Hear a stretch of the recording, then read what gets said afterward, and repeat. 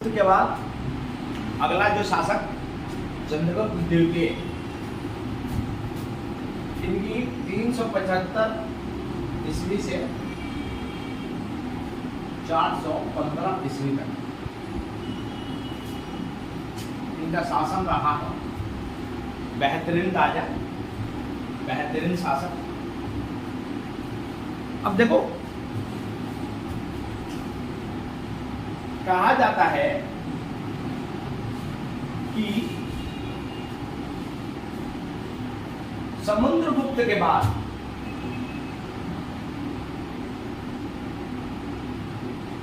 बाद एक राजा बने थे, रामगुप्त।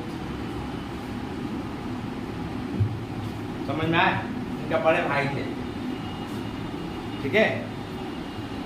और ये कहा गया है, ये देवी चंद्रगुप्तम, समझ में आया?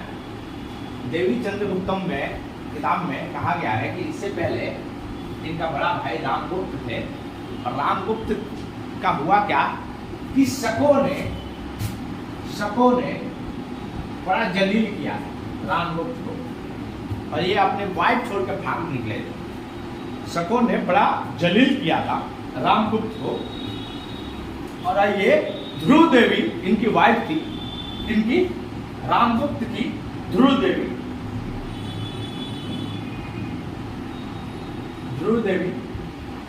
इनको छोड़ के रामगुप्त भाग गए थे। समझ में आया? तो भाई ये तो मतलब कायरता वाली बात थी। और चंद्रगुप्त कहा जाता है कि वो दूसरा मतलब छोटे भाई थे, तो उन्होंने शकों को हराने का जो योगदान जाता है वो चंद्रगुप्त द्वितीय को, विक्रमादित्य, इसीलिए इन्होंने अपना नाम उपाधि जो धारण करी वो विक्रमादित्य। समझ में आया? ये कहा जाता है, पूरी साक्ष्य के रूप में मौजूद तो नहीं है कि क्या वाकई रामगुप्त को इन्होंने मार के और राजगद्दी पर बैठे थे और उनकी वाइफ से जो ध्रुव देवी थी इनसे शादी किया था। शादी तो हुई थी ध्रुव देवी से, ये तो हकीकत है, ठीक है। लेकिन शकों को भी हराया था, ये भी सत्य बात है। रामगुप्त को मारा था कि नहीं मारा था, इतिहासकारों की अपने अपनी वाणी है, अपने अपनी विचार है। समझ में आया? लेकिन इसकी इतिहास ऐसा ही है। अब देखो, पूरी गुप्ता डायनेस्टी में इकलौता ऐसा राजा चंद्रगुप्त द्वितीय। देखो, गोल्डन एरा जो स्वर्ण युग कहा जाता है गुप्ता को, वो क्यों कहा जाता है? असली कारण आपका कोई और नहीं, चंद्रगुप्त द्वितीय।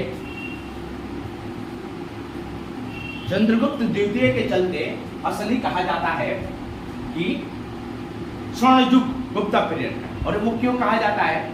क्योंकि सिक्कों में, व्यापार में सबसे ज्यादा व्यापार, इनका प्रशासनिक ढांचा जो चंद्रगुप्त द्वितीय का था। अब ये पढ़ेंगे, जब हम इनके प्रशासन पढ़ेंगे गुप्ता का, तो इनकी प्रशासन, इनका न्याय करने का तरीका और साइंस का डेवलपमेंट, विज्ञान का डेवलपमेंट इनके समय, साहित्य का डेवलपमेंट इनके समय, डॉक्टर आपको देखने को मिलेंगे, एस्ट्रोलॉजी देखने को मिलेंगे, मैथमेटिशियन देखने को मिलेंगे।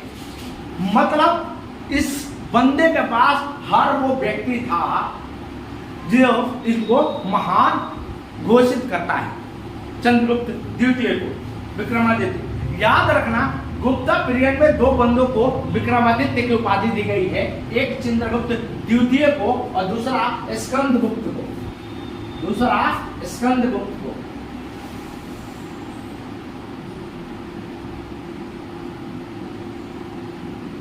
इनके नाती थे, कुमारगुप्त के बाद स्कंदगुप्त आते हैं। और हूणों को कहा जाता है, अभी हम देखेंगे, हूणों को विनाश करने वाला स्कंदगुप्त। समझ में आया? तो देखो, गुप्ता के जो गोल्डन एरा था, इस चंद्रगुप्त द्वितीय के चलते जो विक्रमादित्य की उपाधि इन्होंने धारण करी, शकों को हराया, हूणों को भी रोकने की कोशिश करी, हूण आक्रमण प्रारंभ हो गया था। इसके बाद कुमारगुप्त के समय होता है स्कंदगुप्त, जो है ना, हूणों को बहुत अच्छी तरह क्या करता है, इनको दबाता है। हूण बड़े खतरनाक थे, चाइनीज थे हूण, ये भी आदिवासी थे और इतने खतरनाक थे कि बहुत मारते थे, उसके बाद कहानी बिगड़ते थे भाई साहब। ऐसे थे ये लोग, हुण पहले पीटते थे बहुत ढंग से, मतलब खतरनाक शासकों, खतरनाक बोलते ना आदिवासियों में से, जो कुषाण भी था, यूची जनजातियां, शक भी था, पार्थियन भी था, लेकिन उनमें से सबसे खतरनाक जो था वो हुण थे। हुण का आक्रमण बहुत खतरनाक था और हुण का ही कारण था गुप्ता एम्पायर का विनाश का भी कारण, क्योंकि स्कंदगुप्त के बाद हुणों को रोकने में सक्षम नहीं हुए। बाद में हुणों के महान शासक बनता है मिहिरकुल, और मिहिरकुल तो भाई साहब गजब ही था। वो तो बौद्धों से, हम लोग कहते हैं पुष्पमित्र शुंग को, पुष्पमित्र शुंग तो कुछ नहीं किया था जितना बौद्धों पर अत्याचार मिहिरकुल ने किया था। सबसे ज्यादा बौद्धों पे अत्याचार किसी ने किया था, वो मिहिरकुल ने किया था, हुणों का। तो हुणों का आक्रमण प्रारंभ होता है चंद्रगुप्त द्वितीय के समय में थोड़ा सा, लेकिन असली शक को हराने के लिए जाने जाते हैं। और कहानी यही था, रामगुप्त वाला कहानी, जो उनके बड़े भाई थे और उनकी वाइफ थी ध्रुव देवी, समझना है। तो ध्रुव देवी से बाद में चल के चंद्रगुप्त द्वितीय करते हैं शादी। अब देखो चंद्रगुप्त द्वितीय के बारे में हमें पता कहां चलता है, तो उनका सबसे महत्वपूर्ण स्तंभ है, वह है महरौली का, दिल्ली के iron pillar, Delhi iron pillar. भाई साहब जंग नहीं लगती, सबसे उच्च कोटि का आयरन है महरौली के लौह स्तंभ,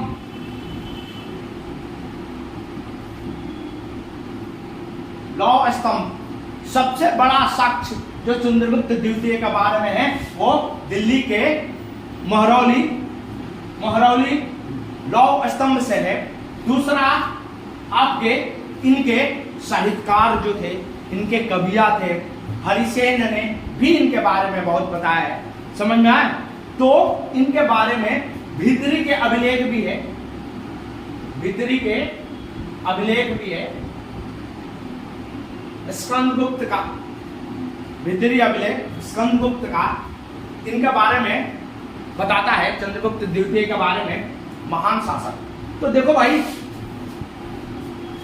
ये अपने पिताजी का जो विस्तार नीति था, समुद्रगुप्त के जो विस्तार नीति था, कौन कौन से विस्तार नीति था? आर्यवर्त के विस्तार नीति, जब उन्होंने 9 राजाओं को हराया। फिर दक्षिण पथ में विस्तार नीति, जब दक्षिण के 12 राजाओं को उन्होंने हराया। सीमावर्ती के सीमा के आसपास जितनी भी राजाएं थे, असम, कमरूप, जो आज के जो कमरूप है नेपाल, वहां पे जाकर उन्होंने हराया। ये इनके विस्तार बैक्टीरिया तक अफगानिस्तान पार कर दिए थे इन्होंने, अफगानिस्तान को पार कर दिए थे। तो अफगानिस्तान से बंगाल, गुजरात, सौराष्ट्र को सबको इन्होंने क्या किया? रौंद डाला। इनकी विस्तार नीति 2 तरीके से थी।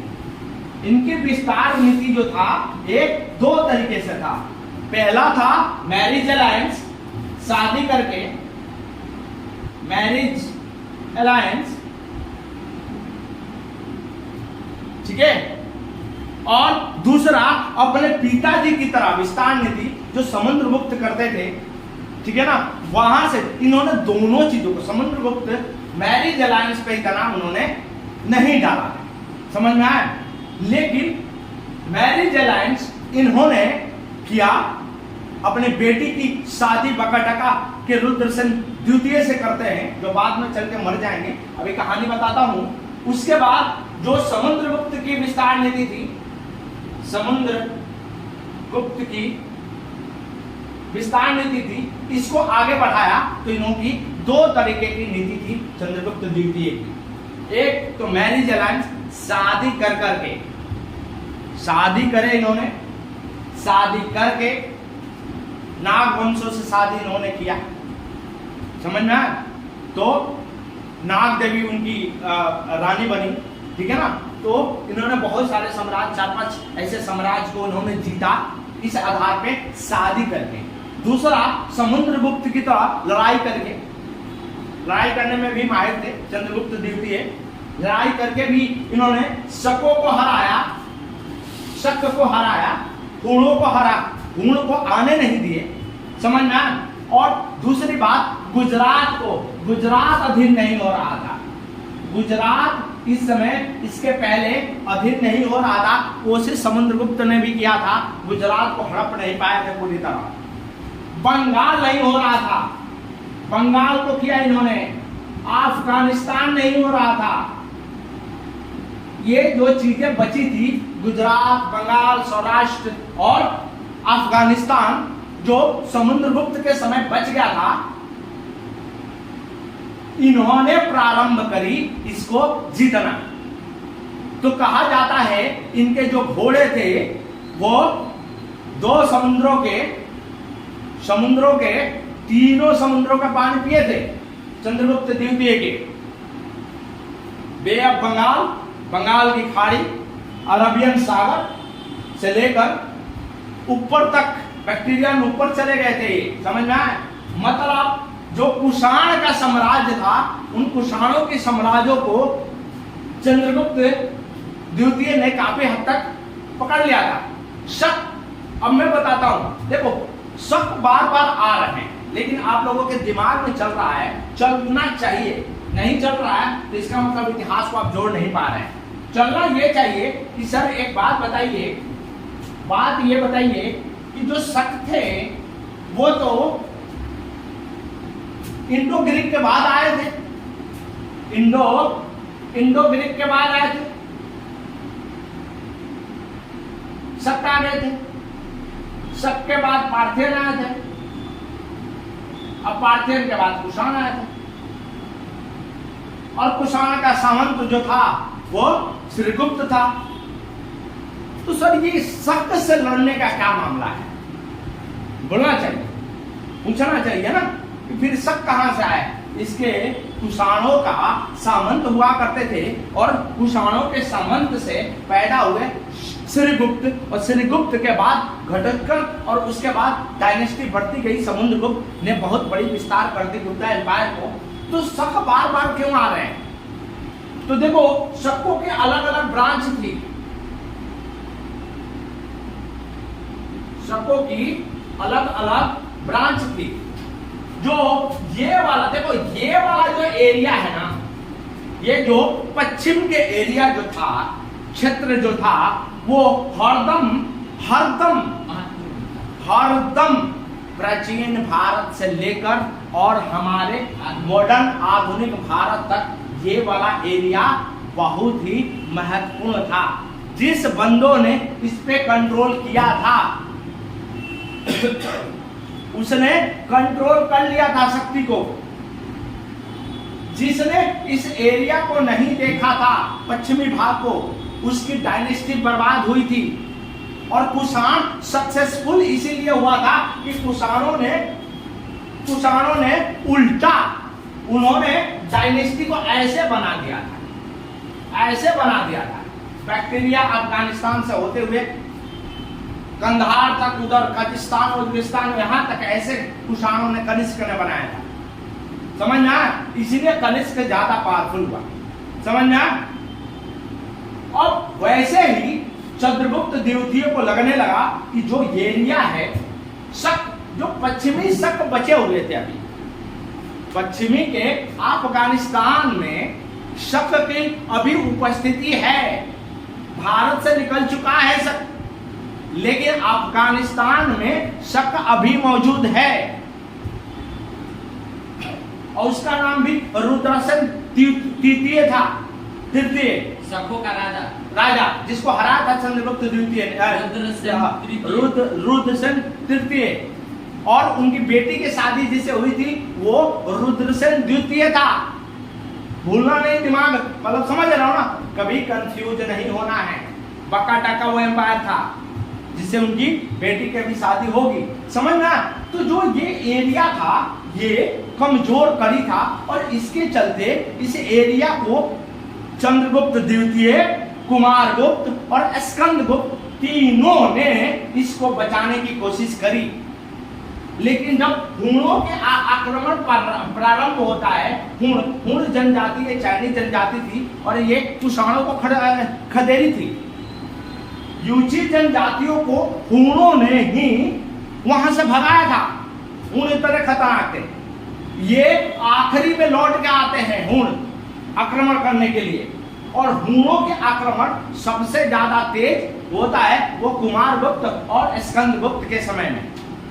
तो शकों को चंद्रगुप्त द्वितीय ने पराजित कर दिया था, समझ में आया? तो इस समय इस एरिया को इन्होंने मजबूत कर दिया और इन्होंने जो साम्राज्य को कहाँ अपना बढ़ाया, वो बढ़ाया तो अपनी। पराजित हो गया तो फिर सब गया किधर? अफगानिस्तान खत्म, भाग गया वापस सेंट्रल एशिया से लौट कर आया था, समझ में आया? अफगानिस्तान, गुजरात, महाराष्ट्र के कुछ भाग, मालवा, उज्जैन राजधानी बनाता है। मालवा मध्य प्रदेश को भी जीतता है, ये मध्य प्रदेश को भी जीतता है और उज्जैन को दूसरी राजधानी बनाता है गुप्ता, समझना। उसके बाद बंगाल को जीतने वाला चंद्रगुप्त मौर्य, चंद्रगुप्त द्वितीय आपका। प्रभावती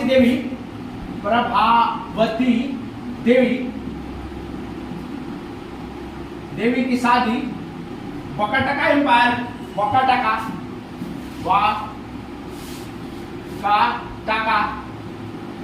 के रुद्रसेन द्वितीय से हुआ था। रुद्रसेन द्वितीय मर गए थे, तो कंट्रोल जो था ना वो इनडायरेक्टली किसके पास आ गया? वो चंद्रगुप्त द्वितीय के पास ही, विक्रमादित्य के पास ही आ गया। अपनी बेटी के शादी करने के बाद रुद्रसेन द्वितीय मर गए थे। उसके बाद प्रभावती देवी रानी तो बनी थी वहां की, लेकिन असली शासक जो बने थे वो चंद्रगुप्त द्वितीय बने थे। और उज्जैन इन्होंने कैपिटल बनाया, उज्जैन को क्या बनाया? अपना राजधानी, दूसरी राजधानी बनाया। उज्जैन भी इनकी दूसरी राजधानी। तो देखो गुप्ता के समय में दो राजधानियां थी। एक राजधानी थी आपकी पाटलिपुत्रा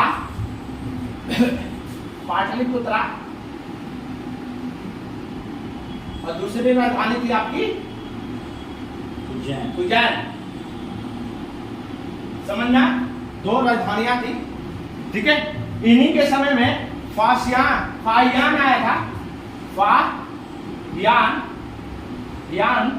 चाइनीज यात्री था इन्हीं के समय में, चंद्रगुप्त द्वितीय के समय में। और इन्होंने विवरण जो किया है फाहियान ने, वो बहुत बड़ी विवरण दिया है, समझ में आया? इतना विवरण दिया है, ज्यादातर इस यात्री के विवरण से हमें चंद्रगुप्त द्वितीय के बारे में पता चलता है, समझ में आया? तो फाहियान इन्हीं के समय में आया था, ठीक है ना। अब देखो कुछ रजाए जो होते हैं वो रत्नों के लिए होते हैं। मतलब देखो अकेले चंद्रगुप्त द्वितीय नहीं थे, इससे पहले भी कुछ ऐसे राजा थे जिनके साहित्य का विकास, लिटरेचर, शिक्षा का विकास बहुत ही बड़ा हुआ। जैसे पुष्पमित्र शुंग के समय में हमने पढ़ा था, कनिष्क के समय में पढ़ा था। कनिष्क भी वैसे ही नवरत्न रखता था। आगे चंद्रगुप्त द्वितीय को हम देखेंगे, इनमें भी नवरत्न होते हैं, ठीक है ना। धन्वंतरी जैसे डॉक्टर होती है, समझना।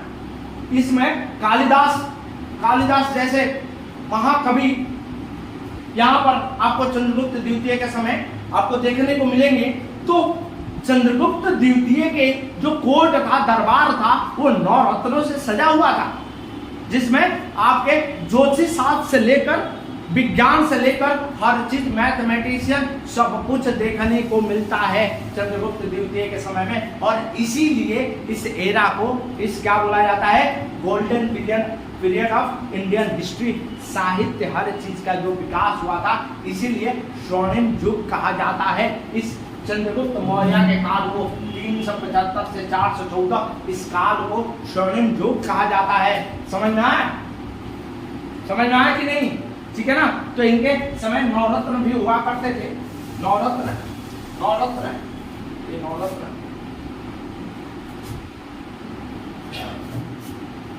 अकबर अब इसके समय में हुए हैं नवरत्न। इनके समय में मध्यकालीन में अकबर के समय में और मध्यकालीन भारत में आपको अकबर के समय में देखने को मिलेंगी। समझ में आए? प्राचीन में चंद्रगुप्त द्वितीय। हाँ ठीक है। हाँ प्रयाग प्रस्थ देखो दो चीजें, एक चीजें जो बताना था इसको ध्यान से देखना। महरौली अभिलेख को भी प्रशस्ति बोला जाता है, प्रशस्ति बोला जाता है, प्रशस्ति बोला जाता है, इसको भी प्रशस्ति बोला जाता है। महरौली को भी, और एक कौन सा अभिलेख था जिसको प्रशस्ति बोला जाता था? प्रयाग प्रशस्ति। वो किसके लिए था? वो समुद्रगुप्त के लिए था। प्रयाग प्रशस्ति समझ में आया? समझ में आया? ठीक है ना। तो वैसे ही महरौली के देखोगे संस्कृत भाषा में बहुत सारे विवरण हैं इनके बारे में। प्रशस्ति है, वो भी प्रशस्ति है। समझ में आया? ठीक है ना। प्रशस्ति का मतलब प्रशंसा है राजा के। राजा के क्या है? प्रशंसा है। और यहीं से हमको पता चलता है, समझ में आया, महरौली के इंस्क्रिप्शन से कि पंजाब को और बंगाल और अफगानिस्तान को इन्होंने क्या किया था? जीता था। नवरत्न है, नवरत्न देख लो। अमर सिंह,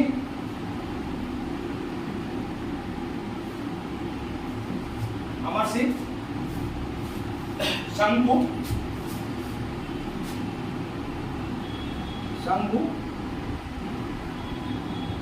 धन्वंतरी, ऐसा विद्वान, कालिदास,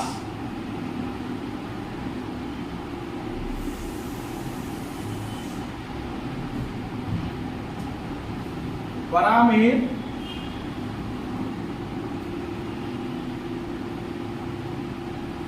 वारुची,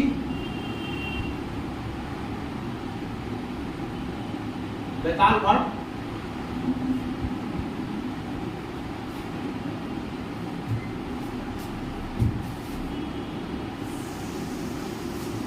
हरिसेन, बेताल भट्ट हरिसेन भी थे। ठीक है, ये इनकी नवरत्नों में से है। ठीक है, जिन्होंने अमरकोश इन्होंने लिखा है, अमर सिंह ने अमरकोश लिखा है।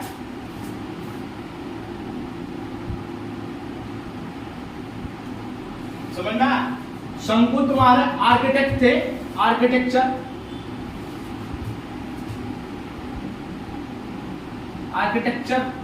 मतलब समझ ना, मंदिर का निर्माण करने वाला। समझ में आया? धन्वंतरी के बारे में जानते हो? Physician, doctor. कालिदास महान पोएट, महान कवि। समझ में आया? वरामिहिर, वारुची और बेताल भट्ट ऐसे लोग यहाँ पर आपके एस्ट्रोलॉजी से लेकर हर चीज से लेकर, समझ में आया ना, मैथमेटिशियन से लेकर, और ये नवरत्न थे चंद्रगुप्त द्वितीय के, जो समझ में आया। इसीलिए इस चंद्रगुप्त द्वितीय को महान शासक बोला जाता है। समझ में आया? चंद्रगुप्त द्वितीय। अब चलो लिख लो।